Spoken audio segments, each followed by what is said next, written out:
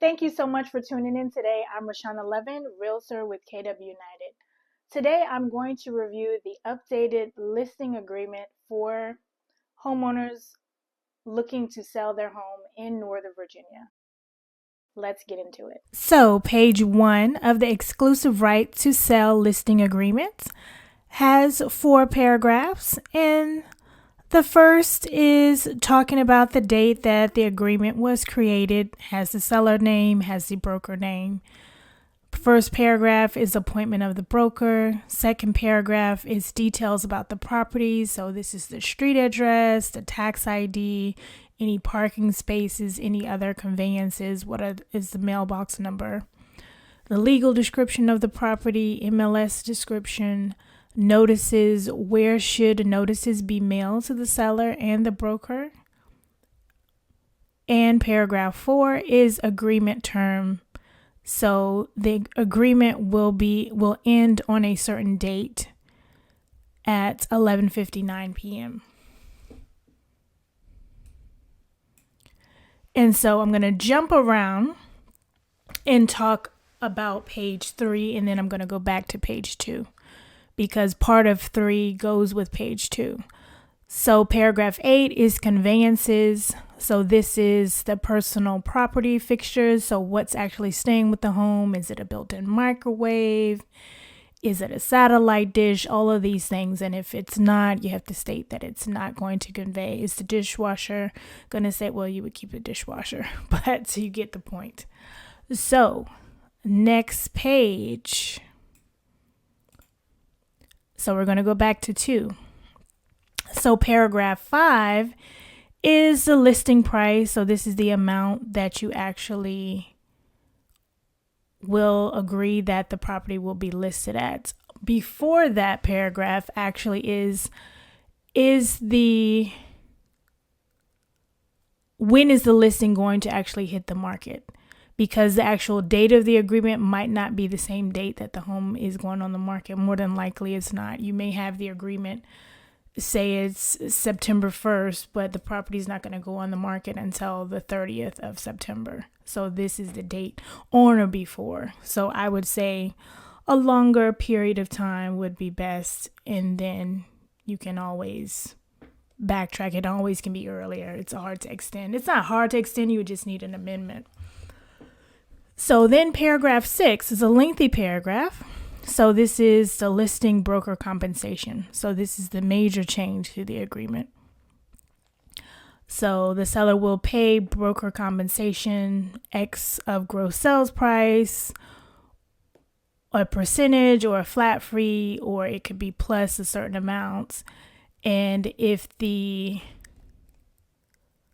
buyer comes to the house of paragraph B that they are not represented, then what is the additional compensation that the listing broker will charge for that additional assistance? And if the broker and or agent charges a retainer fee, is there an early termination fee in paragraph F? And we move back to page 3. And so this is 7. So this talks about the optional seller paid buyer broker compensation. So the seller has no obligation to pay the buyer broker compensation, but in paragraph B of 7, seller either authorizes or does not authorize the broker to disclose to prospective buyers and brokers representing the buyer of the seller willingness to negotiate with a buyer regarding seller payment of compensation. So basically that means that the compensation, if you have not looked at my previous video talking about it, no, there will not be any more allowances for buyer broker compensation in the MLS. So this is stating that if someone calls your agent and requests, is there any compensation being offered on this property? So in this paragraph, if you state, I do not authorize, then that means that you're not offering any money. So can't recommend anything on this video, but if we talk about your particular scenario, we can go forward and talk about my strategies on how to handle that situation. So moving on. So this is page 5. So this is the actual broker continuation of what the broker's duties are for the seller.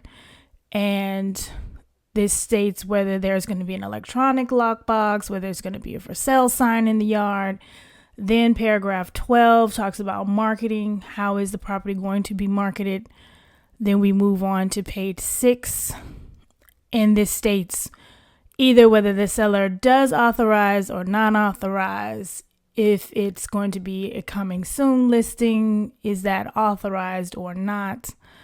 Paragraph 13, what is the type of recommendation that is consented upon the seller? Will they agree to designated representation? Will they not? Will they agree to dual representation? Will they not? So moving on to page 7. Confidential information talks about that.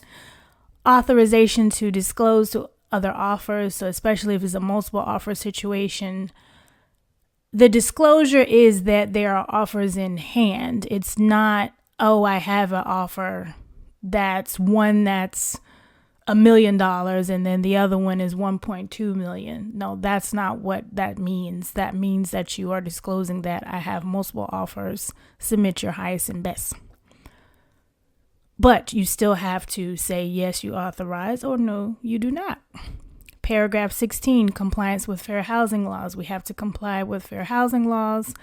Chapter 17, is this property in a relocation program? Paragraph 18, is the property in a condominium units? If it is, how much are the fees? What's included? What's the property? What's the management company?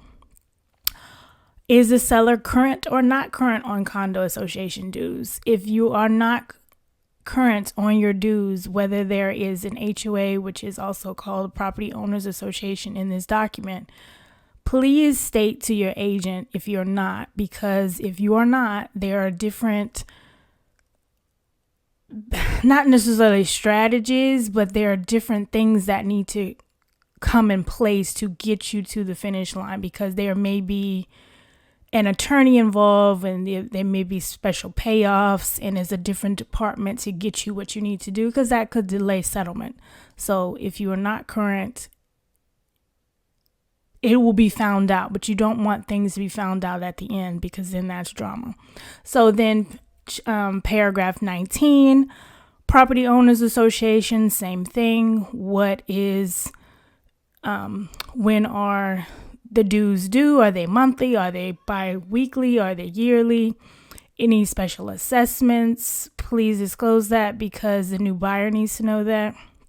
And also, when do you authorize? Who's going to order the association documents? It's still your responsibility for paying for it, but when is it going to be ordered? Is it going to be ordered when the property is listed? Is it going to be ordered once a contract's accepted, or is it another date? You want to state that here, and who's responsible for doing so. Property condition, whether the property is exempt or not exempt from the Property Disclosure Act. That's what that is. Okay, page 9. Paragraph 21, lead-based paint disclosure. If the property was built prior to 1978, you need a lead-based paint disclosure and initial on those particular lines. The agent will give that to you, or if I'm your agent, I'd give that to you. Current liens.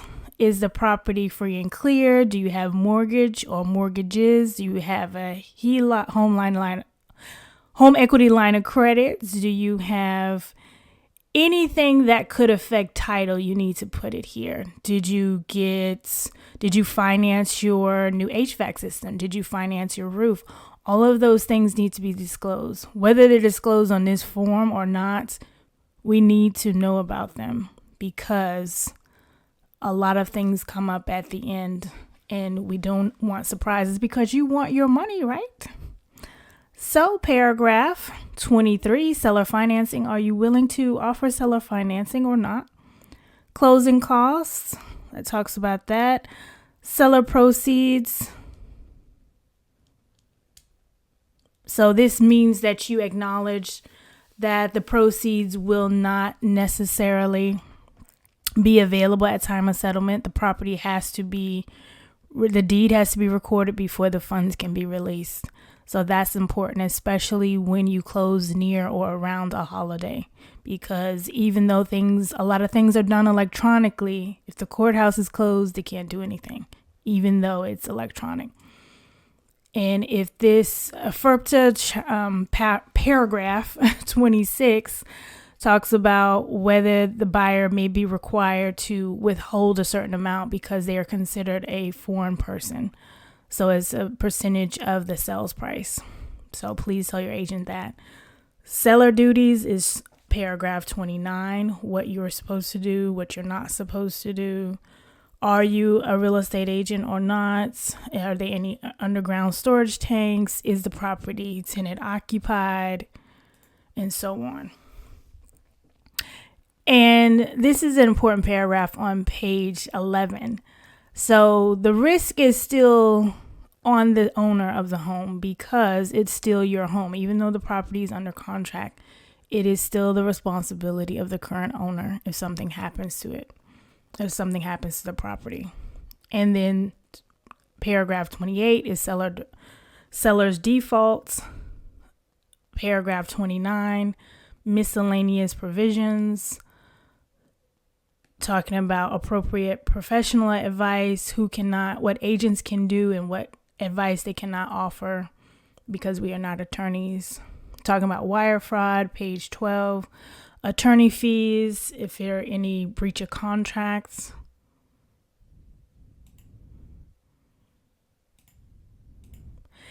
And we're getting to the end. Paragraph 31, definitions, what agency relationship is and what brokerage relationship is. And paragraph 32 is additions to the contract. So if it's a short sale, an addendum needs to be attached. If the property has solar panels, then you need that as well. An additional addendum, which is new, in addition to this new updated listing agreement, is optional buyer broker compensation, which I'll review in another video. It's not required that you include it, but it's nice to have. Any additional terms, paragraph 33, and then we get to page 14 of the agreement, which is all the sellers need to sign, the broker signs, the agent, which would be your realtor, the sales associate information is there. So that's the listing agent, and the supervising broker contact information will be listed there. And then that is it. So this video is for educational purposes only for the updated NVAR exclusive right to sell agreements version 824 that was recently published and used to the public. Thank you so much for watching. I'm Rashana Levin, Realtor with KW United. If you have any real estate needs in Virginia, Maryland, or DC, give me a call at 240-284-4114.